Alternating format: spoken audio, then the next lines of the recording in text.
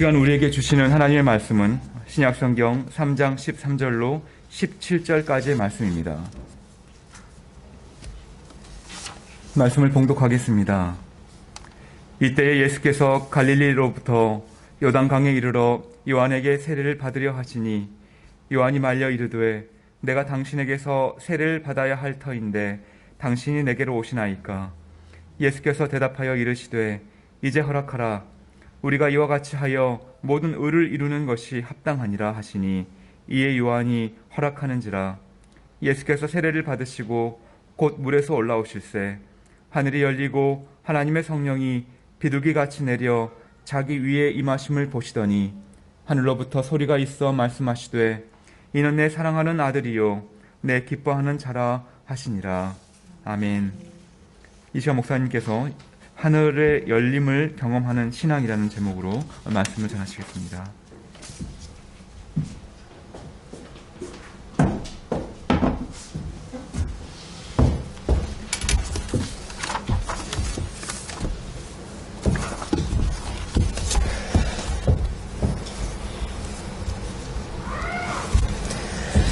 네, 오늘은 하늘의 열림을 경험하는 신앙이라는 제목으로 같이 말씀을 나누도록 하겠습니다. 우리가 첫 주, 둘째 주 또 계속 성령에 대해서 우리가 말씀을 나눴었는데요. 이 성령과 또 깊은 연관이 있는 게 이 세례입니다. 우리가 2022년도를 맞이해서 우리의 신앙을 어떻게 세워갈 수 있을지 많은 고민 가운데에서 이런 말씀들이 자꾸 저에게 묵상이 되는 것 같아요. 지금 코로나 시대여서 우리가 이렇게 원활하게 잘 모일 수 없는 환경 가운데 이 시대의 교회의 의미가 무엇일까? 공동체의 의미는 어떻게 신앙을 잘 유지할 수 있을까? 또 우리 교회는 이런 상황 가운데에서 어떻게 신앙생활을 하는 것이 가장 유익하고 가장 지혜롭고 가장 하나님 기뻐하실까? 그런 고민들을 되게 많이 하게 됩니다. 특히나 우리가 자주 모여서 말씀을 나누고 이렇게 할 수 있는 것들이 부족하니까 제가 말씀을 준비하면서도 더 온전하게 또 부지런히 또 말씀을 잘 준비해야겠다라는 것과 더불어서 우리가 흩어져 있을 때 이 공동체의 소중함을 더 깊이 느끼면서 서로가 서로를 위해서 더 중보하고 더 위로하고 격려할 수 있으면 좋겠다. 말씀에도 그런 말씀 있잖아요. 두세 사람이 모인 곳에 교회가 세워지고 그들이 합심해서 기도할 때 역사한다. 왜? 그 중에 의인이 있기 때문에 그 의인의 역사하는 힘이 크다라고 말씀하시거든요. 거기 공동체에 중요한 의미가 있습니다. 혼자 기도할 수 있지만 혼자 감당하기 어렵고 이 버거울 때 누군가가 나를 위해서 기도해주고 나를 위해서 지지해준다라면 그것만큼 큰 힘이 되는 게 없습니다. 근데 교회 공동체가 그래 해야 합니다. 세상이 줄 수 없는 역할이잖아요. 그런 영적인 위로와 또 희망과 소망을 불어 넣어주고 또 삶의 기쁨을 또 감격을 줄 수 있는 그런 공동체로 좀 세워지면 좋겠다라는 생각을 하게 됩니다. 그래서 더 열심히 교회 공동체를 위해서 중보하고 하려고 하고요. 더 열심히 하겠습니다. 더 여러분을 위해서 기도하고 더 열심히 중보하도록 더 노력하려고 합니다. 근데 오늘 복음서 말씀인데요. 마태복음 말씀인데 이 복음서 말씀을 읽다 보면 좀 의아한 부분들이 있어요. 좀 이렇게 좀 의문이 드는 말씀? 오늘 말씀이 그래요. 오늘 말씀이요. 오늘 말씀 보시게 되면 예수님께서 세례를 받는 장면입니다. 여러분 어떻게 생각하세요? 그냥 당연히 예수님께서 이제 세례 요한에게 세례를 받는구나 라고 생각하실 수도 있는데 어떠십니까, 여러분? 예수님이 세례 받는 건 맞습니까? 예수님이 세례 받는 거. 여러분은 그냥 자연스럽게 받아들여지세요? 하나님의 아들이신데 세례를 받아요. 인간 세례 요한에게 하나님의 구주, 하나님의 메시아가 세례를 받습니다. 자연스러운 게 아니에요. 그렇잖아요. 우리가 단순히 생각하면 어떻게 하나님이 인간에게 세례를 받아? 이게 무슨 의미지? 라고 분명히 이해할 수 있습니다. 그래서 오늘 말씀 보시게 되면 예수님이 세례 요한에게 세례 받았다. 팩트, 이 사실과 예수님이 세례를 받을 필요가 없는 메시아이다. 하나님의 아들이라는 게 충돌하는 거예요. 자연스러우시면 안 됩니다. 뭐 당연할 수 있지, 뭐 그럴 수 있지라고 생각하시면 안 되고, 그 의문을 좀 품으셔야 온전한 의미가 발견될 수 있습니다. 예. 이게 어떤 의미일까요? 되게 중요한 장면이잖아요. 예수님이 세례를 받는다. 이 마태복음에만 기록된 게 아니라 요한복음, 마가복음에도 기록되어 있어요. 이 세례 받는 장면이. 근데 조금씩 달라요. 조금씩. 마가복음은 간략하게 기록되어 있고 요한복음에 보면요. 또 다르게 기록합니다. 세례 받는 장면을 그 현장을 목격한 장면으로 기록한 게 아니라 세례 요한이 이렇게 풀어서 증언하듯이 이야기해요. 증언하듯이. 네가 증언하되 예수님께 세례를 베풀었더니 하늘에서 성령이 임하더라. 이렇게 증언하듯이. 근데 오늘 말씀은 어떻습니까? 오늘 말씀 보시게 되면요. 장면인데요. 가장 구체적으로 묘사하는 장면이에요. 예수님이 세례 받는 장면을 가장 구체적으로 묘사한 장면이 오늘의 이 말씀입니다.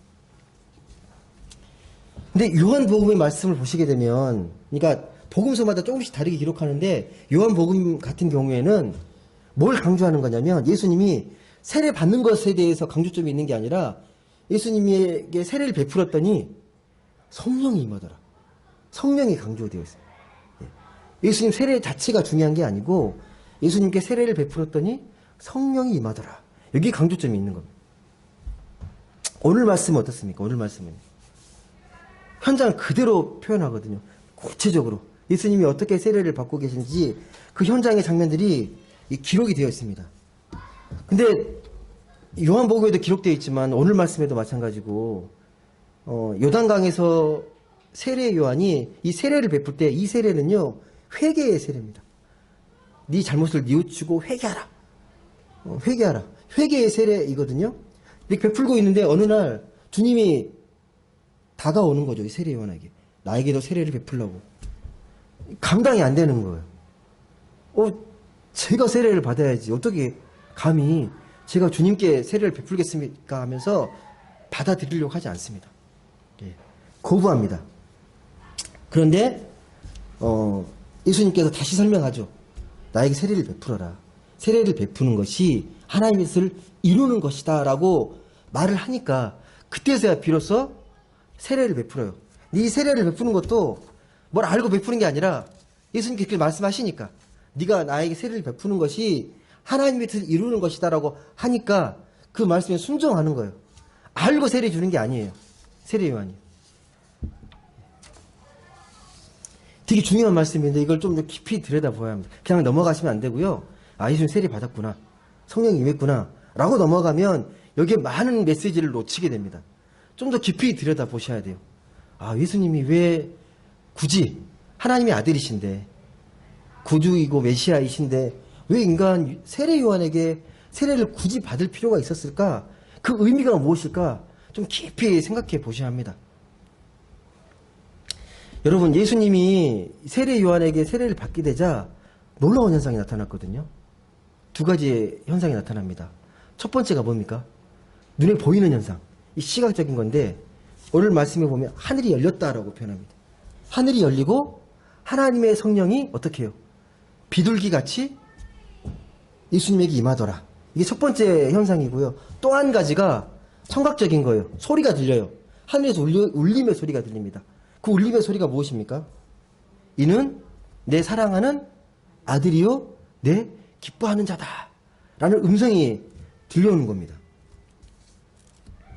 여러분, 첫 번째 얘기, 우리가 하늘이라고 말을 했잖아요. 하늘이 열렸다. 이거 무슨 말이에요? 예수님이 세례를 받자 하늘이 열렸대요. 여러분, 하늘이 열렸다는 거 좀 이해되십니까? 여러분, 하늘이 열렸다라는 표현 쓰십니까? 평소에? 하늘이 열렸다. 하늘이 닫혔다. 비가 막 쏟아지고 막 폭우가 쏟아지면 여러분 뭐라 그래요? 하늘이 검해지고 그러면 하늘이 닫히는 것 같은 느낌 들잖아요. 닫혀있는 느낌. 예. 그러니까 막 폭우가 막 쏟아지면 그러잖아요. 하늘이 구멍 난 것 같다고 막 표현하잖아요. 이게 닫혀있다라는 의미거든요. 닫혀있는데 막 새듯이 막 비가 온다. 닫혀있는데. 그리고 이제 푸른 하늘이 이렇게 딱 날씨가 맑게 개면 날씨가 갰다. 하늘이 열렸다라고 표현하잖아요. 근데 여러분, 이건 우리 느낌이지. 하늘이 정말 닫혔다 열렸다 하는 게 아니거든요. 하늘은 늘 열려 있어요. 늘 열려 있는 게 하늘입니다. 언제 하늘이 닫힐 수 있겠습니까? 늘 열려 있는 상태죠. 그럼 하늘이 열렸다는 건 뭘 의미하겠습니까? 말씀에서 하늘이 열렸다. 뭐예요, 이게? 뭘 의미하는 겁니까? 한번 잘 생각해 보십시오. 또 한 가지가, 이 하나님의 성령이 비둘기 모양으로 내렸다. 이건 또 뭔 조화인가요? 어떤 의미예요? 하늘이 열리면서 하나님의 성령이 비둘기같이 예수님에게 임하셨다. 이 의미가 어떤 의미입니까? 여러분은 뭐가 그려지세요? 이게 어떤 그림인지? 왜 이렇게 표현했는지? 여러분, 제가 이 성령이 비둘기같이 내렸다고 했을 때 성령을 비둘기라고 생각하시는 분 없을 거예요. 성령이 비둘기는 아니잖아요. 비둘기같이 내렸다라고 얘기하잖아요. 이게 뭐가 똑같은 거냐면 우리가 사랑을 표현할 때 하트로 표현하잖아요. 하트가 사랑 자체는 아니거든요. 근데 이걸 보고 사랑이라고 이해하죠. 그러니까 똑같이 비둘기로 성령을 표현한 거거든요. 비둘기로 내리는 것. 당시에도 그렇지만 지금도 비둘기는 평화의 상징이에요. 이런 것들을 표현하려고 한 게 아닐까. 평화의 상징이 내렸다. 그 의미를 부각시키기 위해서 아마 비둘기 모양으로 내렸다라고 이야기한 것 같아요. 근데 여러분, 정말 중요한 게 뭐냐면 이 하늘에 대한 이해예요. 하늘을 어떻게 이해했길래 하늘이 열렸다. 거기서 비둘기같이 성령이 내렸다. 왜 이렇게 표현했을까? 전에도 말씀드렸지만 하늘의 이해는요, 지금 우리가 이해하는 하늘과는 달라요. 2000년 전에 하늘을 이해했던 그들의 생각과 우리가 보는 하늘은 전혀 다른 하늘입니다. 당시 하늘은요, 진짜 하나님이 계신 곳이에요. 진짜 하나님이 계신 곳. 바울이 그러잖아요. 3층 천. 그러니까 여기서 공중이 두 번째 하늘이고, 하나님이 계신 곳은 3층 천이에요. 그 위에 있는 하늘. 정말 하늘에 하나님이 계신다고 생각을 했었거든요. 그래서 주기도문에 보시면 예수님께서 기도를 가르칠 때 첫 번째 대목이 뭐예요? 아버지를 표현할 때요. 하늘에 계시니, 하늘에 계신 우리 아버지요. 다른 데 계신 게 아니라 하늘에 계신 우리 아버지. 우리가 생각하는 그 하늘은요, 그냥 과학적인 대기권 밖에 있는 하늘이 아니라 정말 하나님이 계신 거룩한 곳이에요. 그게 하늘의 의미입니다. 그러니까 표현들을 보시면 성경에서 하늘을 그렇게 이해했기 때문에 구름 타고 하늘에서 내려오신다. 또 우리가 다시 하늘로 올라간다. 이런 표현들을 막 쓰잖아요. 정말 하늘이 하나님이 계신 곳이기 때문에 그렇게 표현합니다. 당시. 정말 거룩한 곳으로 이해했어요. 뭐 여러분 잘 아시겠지만 지금은 우리가 지구가 둥글다고 잘 이해하고 있지만 옛날에는 그렇게 이해 못했잖아요. 감히 상상을 못해요. 어떻게 지구가 둥글어? 평평하지. 예. 근데 그 지구가 둥근데 그 하늘을 어떻게 이해했냐면 하늘은요, 인간이 감히 터치할 수 없는, 신성한 곳이에요. 인간의 손이 닿지 않은 영역입니다. 거기에 비가 내리고, 천둥이 치고, 해가 떠 있어요. 밤이 되면, 어두워지면 별이 반짝반짝 거립니다. 해가 아침에 동해 떴다가 서해지면 하늘이 어두워져요. 얼마나 놀라웠겠습니까? 인간이 풀 수 없는 신비의 영역이잖아. 천상의 영역. 하나님의 영역이 하늘입니다. 그 하늘로 좀 이해하셔야 돼요. 하늘이라는 곳이. 그래서 여러분이 그렇다고 착각하시면 안 되는 게 우리는 그렇게 과학적 지식이 많으니까 지금보다 더 똑똑하고 그분들은 더 이렇게 약간 무지하고 그런 거라고 생각하시면 절대 안 됩니다. 지식으로 지혜를 판단하진 않습니다. 지식이 곧 지혜는 아니에요. 과학적 지식이 짧아도요, 영적으로 훨씬 깊이 하나님과 더 친밀하게 지혜롭게 사는 사람들이 성경에 기록되어 있습니다. 그걸 우리 지혜자라고 말을 하잖아요. 과학적 지식을 말하는 게 아니라 하나님과 깊은 관계성 속에서 하나님의 그 지혜와 그런 이치를 깨닫고 살아가는 사람들, 그걸 지혜자라고 말합니다. 우리보다 영성이 훨씬 나았을지 모릅니다. 한번 제가 이렇게 예를 들어드릴게요. 두 사람이 있는데 한 사람은 정말 뛰어난 지식이 너무 과학적 지식이 정말 탁월한 과학자가 한 분 계시고 한 분은 평생토록 배움이 별로 없이 농사꾼으로 농부로 평생을 살아오신 분이에요. 근데 이 농부는 배운 건 없지만 늘 세상을 진실하게 대하고 그 내가 경험하는 세상에 대해서 마음을 열고 늘 거기에 자연의 귀를 기울이면서 그 경험한 걸 토대로 진실하게 진정성 있게 살아가려고 합니다. 근데 되게 지혜롭게 잘 사는 거죠. 반면에 이 과학자는 아무리 지식이 뛰어나고 아무리 뭐 많은 걸 갖고 있다고 해서 그것 자체를 이 사람이 지혜롭다고 말하지 않아요. 지식인이라고 말은 할 수 있지만 그 사람을 지혜롭다라고 말하지는 않습니다. 예. 그리고 아무리 지식이 많다고 그것이 행복하진 않잖아요. 지식이 행복을 보장해 주거나 조건 지어지지 않습니다. 예. 얼마나 내가 지혜롭게 사는가는 내 삶에 대한 깊은 지혜로운 통찰이 있어야 되는 거잖아요. 예. 또 하나님 보실 때 아무리 뛰어나다고 과학자가 이야기를 해도요, 하나님 보실 때는요 정말 도토리 키재기예요. 우리 인간끼리 아무리 지식이 많다고 이렇게 경쟁하는 것, 하나님 보실 때는 머리알보다 못한 먼지 같은 지식 가지고 더 많다 적다 그렇게 생각할 수 있습니다. 예. 정말 지혜로운 사람은요, 그래서 하나님을 더 깊이 이해하고 하나님의 그 마음을 깊이 헤아리면서 세상을 진실되게 진정성 있게 대하는 사람들, 그런 사람들이 훨씬 지혜롭고 영성 깊은 사람이라고 이야기합니다.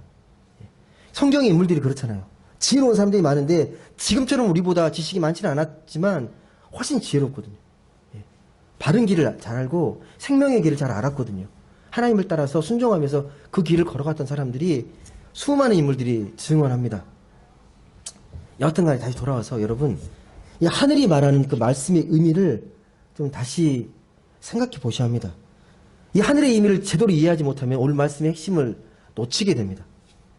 이 하늘이 뭘까요, 그러면요? 그런 하늘이라는 게 어떤 곳인가요? 예, 하나님이 계신 곳인데 하늘은 어떤 의미예요? 하늘이 어떤 곳입니까? 그 하늘이 열렸어요. 열렸다고 표현하고 있습니다. 이 성경에 찾아가요. 예수님이 세례를 받으시니까 하늘이 열렸다. 이거 어떻게 이해할 수 있을까요? 뭘 표현하려고 이렇게 표현했을까요? 어떤 곳이길래? 하늘이 하나님이 계신 곳이라면 그곳은 어떤 곳입니까? 그것은 바로 생명이 베풀어 주시는 거예요. 생명. 창조의 손길과 함께 생명이 이루어지는 곳, 생명의 비밀이 담긴 곳이 하늘입니다. 그 생명의 비밀이 담겨있는 그 하늘이 예수님이 세례를 받자 열렸어요. 뭘 의미하는 거겠어요? 답을 다 드렸는데 그럼 뭘 의미하는 거예요? 예수님이 세례를 받자 하늘이 열렸다. 닫혀있던 그 숨겨져 있던 생명의 비밀이 열렸다. 근데 예수님이 세례를 받자 열렸다. 그럼 무슨 의미겠습니까? 예? 바로 생명의 비밀이 누구라는 거예요? 예수 그리스도라는 거죠. 그동안 닫혀있던 이 생명의 비밀, 그 영원한 생명의 비밀이 예수를 통해서 열렸다는 거예요. 그 증거가 성령이 비둘기같이 내린 거죠. 하나님의 성령이. 여러분은 생명에 대해서 잘 아십니까? 생명, 너무 많이 쓰는 말인데 생명이 뭡니까? 생명을 완전히 이해하고 계십니까? 여러분 지금 살아있잖아요. 생명으로 살아있잖아요. 그 생명의 의미가 뭔지, 내가 살아있다는 의미, 생명으로 살아간다는 의미가 어떤 의미로 여러분은 알고 생활하십니까? 매일매일 눈 뜨면서 하루 24시간을 보내는데 그게 생명의 의미와 어떤 관계가 있는 거예요? 여러분 태어나서 10대를 보내고 또 20대를 지나고 또 30대를 보내고 40이 되고 50, 60 지나가잖아요. 그 수많은 시간과 세월 속에서 여러분 생명이 어떻게 여겨지셨습니까? 그 수많은 세월을 이렇게 지내오시고 살아오시면서 아, 생명은 이런 거다라고 여러분이 느끼셨습니까? 이게 생명이구나. 이게 살아있는 거구나. 그게 뭐 느끼신 게 있으십니까? 그 세월의 흐름 속에서 생명이 신비처럼 느껴지지 않으십니까? 내가 살고 있다는 것, 살아있다는 의미가. 이 살아있는 시간 속에 여러분 많은 사람들을 만나게 됩니다. 그렇잖아요. 친구를 만나기도 하고 또 부부의 인연을 맺기도 하고 또 교회 안에 공동체로서 성도로서 만남을 갖기도 하고요. 이 수많은 인연 신기하지 않으세요? 수십억 인구 중에 왜 여러분이 이런 분들을 이렇게 만나신 겁니까? 어떻게 만나시게 된 거예요? 어떤 인연이? 어떤 우연과 우연이 겹쳐가지고 이렇게 여러분을 만나시게 된 거예요? 신기하지 않으세요? 예. 제가 여러분을 어떻게 만나게 됐을까요? 수많은 사람들 중에.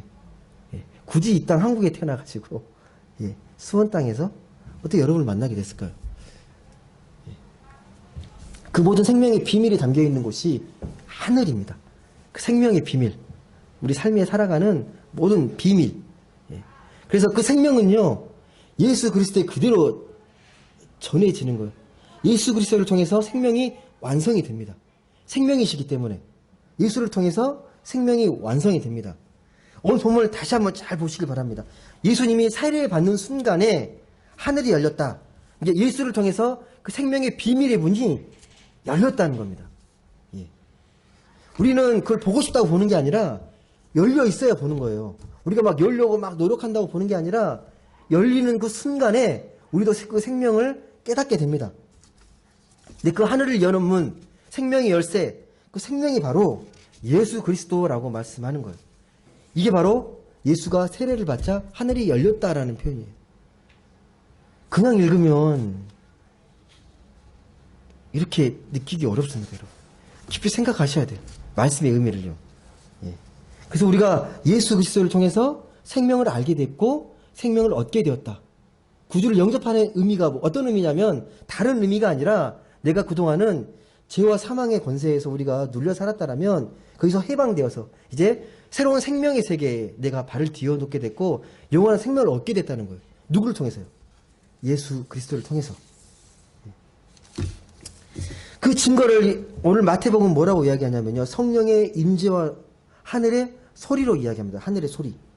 성령이 비둘기같이 예수님에게 임하고 하늘에서 소리가 들리는데 그 소리가 뭐냐면 이는 내 사랑하는 아들이요 내 기뻐하는 자다라는 겁니다.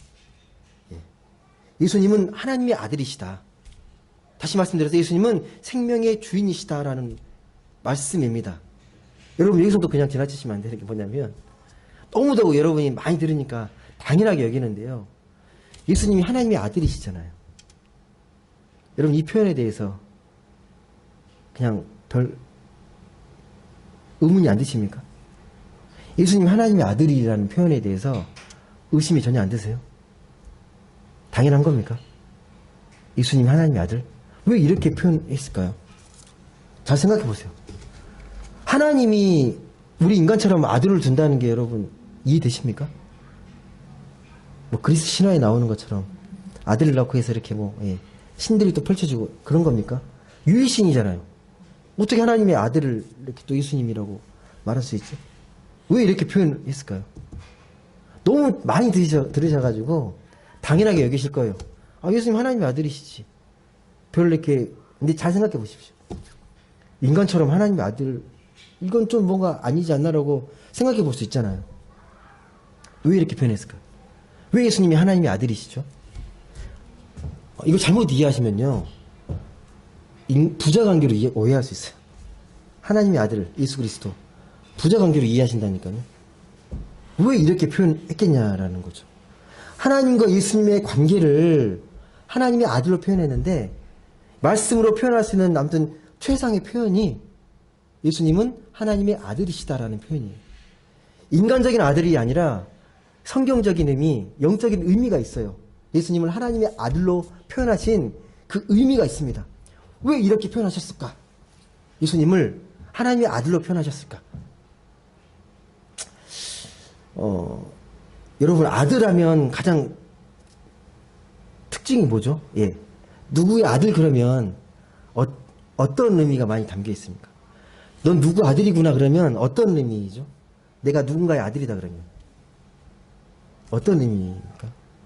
아버지의 유업? 유산이 내가 다 물려받았다는 의미 아닌가요? 그 의미를 상속의 의미잖아요. 상속의 의미. 내가 유업을 받았다. 아버지로부터 내가 유업을 받았다. 유산을 물려받았다. 무슨 말씀이냐면 하나님의 아들이라는 의미는요. 하나님의 그 속성, 하나님의 능력을 그대로 이어받았다는 거예요. 그게 하나님의 아들이에요. 부자관계 아들의 의미가 아니라 그걸 좀 뛰어넘는 의미가 있어요. 근데 그 유업의 가장 본질적인 특징이 뭐냐면 생명이에요. 하나님의 생명을 그대로 이어받으신 분이 예수 그리스도입니다. 단지 인간적인 의미의 하나님의 아들이 아니라 생명을 그대로 이어받은 거예요. 그러니까 하나님과 똑같으신 분이에요. 그렇게 이해하셔야 돼요. 예.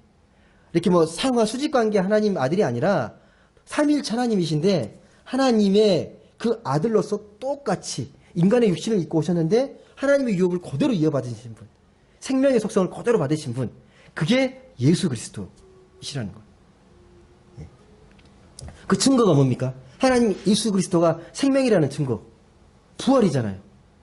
죽을 수밖에 없는 인간의 몸에 태어나서 죽었다가 3일 만에 부활하시잖아요. 생명으로 부활하셨잖아요. 그게 증거잖아요. 아, 생명. 그때서야 비로소 아, 이분이 하나님이셨구나. 구주셨구나. 그때 비로소 제자들이 깨닫게 되잖아요. 그 의미를 알게 되면서 죄와 사망에서 죽을 수밖에 없는 운명을 깨치시고 생명으로 부활하신 걸 보고서 아, 이분이 하나님이셨구나 알게 됩니다. 네. 그래서 그 생명을 믿게 되면 우리도 죽을 수밖에 없는 운명인데 죄와 사망의 권세에서 그렇게 끝날 수밖에 없는 운명인데 그 생명을 우리가 믿음으로 인해서 우리도 생명으로 부활할 수 있고 영생을 얻게 됐다라고 고백하는 거잖아요. 영생. 그래서 영원한 의미를 여러분 또 시간적 의미로 오해하시면 안 돼요. 영원하다 그러면 뭐 시간이 영원하다 그런 의미만 생각하시는데 그 영원의 의미는요. 변하지 않는 것. 참되고 변하지 않는 특징이 영원이에요. 늘 한결같고 늘 똑같은 거예요. 예. 그러니까 시간의 의미를 다 포함하는 겁니다. 영원의 의미가 그래요. 하나님이 영원하신 하나님이신데 뭐 100년 지나서 변하고 그러면 우리가 어떻게 믿겠습니까? 늘 한결같고 동일해야 우리가 믿잖아요. 그 영원하신 생명, 영원하신 하나님이 늘 한결같은 하나님이 우리를 지키시고 사랑해 주시기 때문에 그 하나님을 신뢰할 수 있는 겁니다. 그 예수님을 통해서 참 생명을 경험한 감격이 바로 오늘 하늘이 열렸다입니다.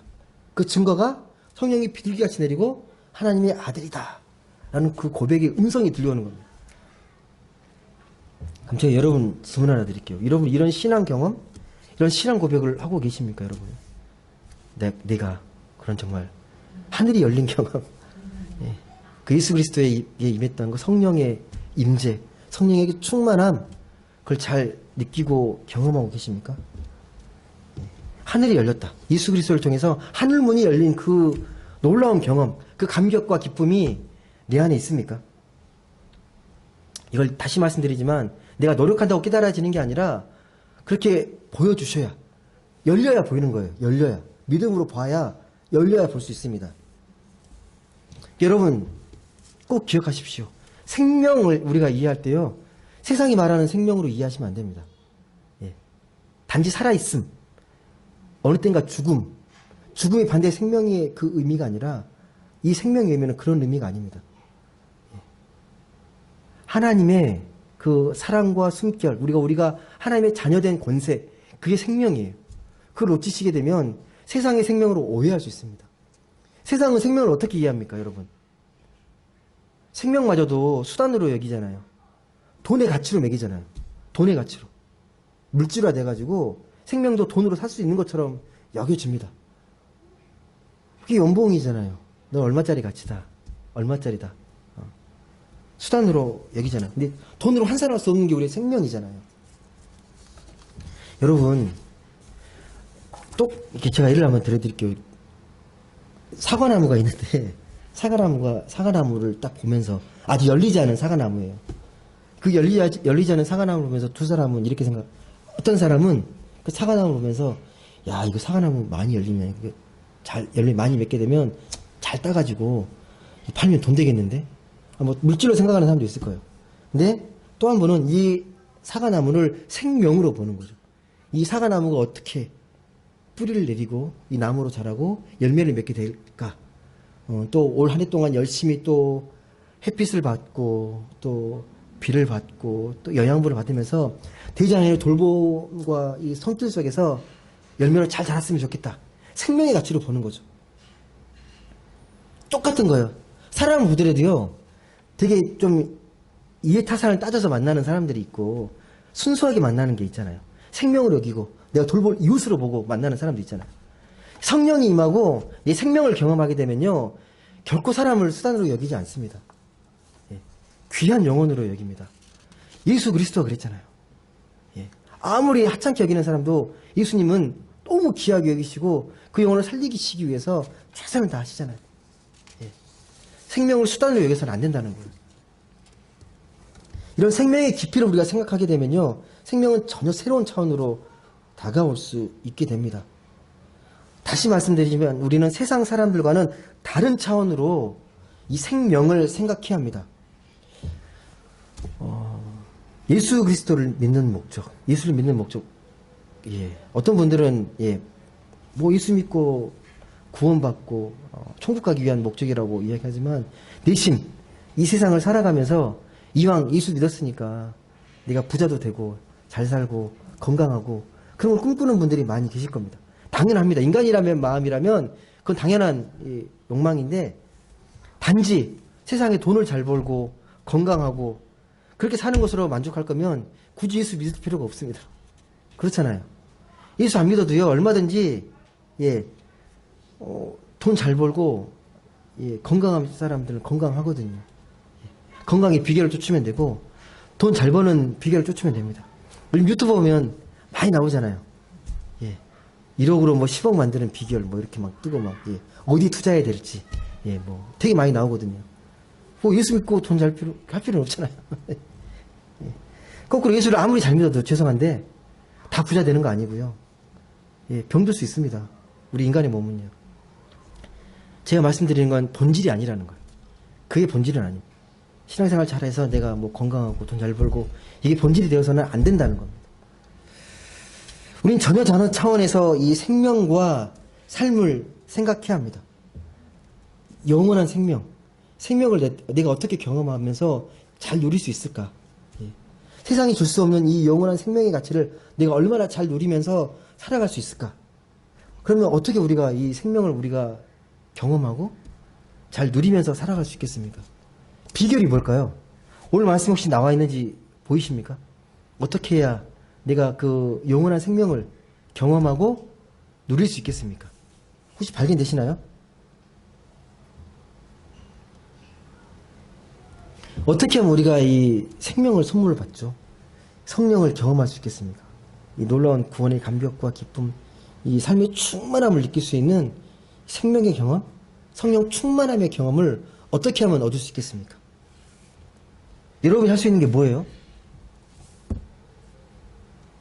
특별한 준비가 필요합니까, 여러분? 어떠세요? 아무리 읽어도 그런 건 안 나와요. 성을 받을 준비가 돼 있으시면 돼요. 성령 받을 준비. 그거 외에는 아무것도 없어요, 여러분. 예수님을 내 믿음으로 받을 준비, 마음을 열고 성령께서 부어주실 그 선물의 그 은총을 기대하는 거죠. 기대하는 마음, 사모하는 마음. 여러분 특별히 뭐 행위하거나 공로를 추구하는 게 아니라 그 마음을 준비하셔야 돼요. 성령 받을 준비. 은총으로 주어질 그 성령의 선물을 받을 준비를 사모하시면 되는 거예요.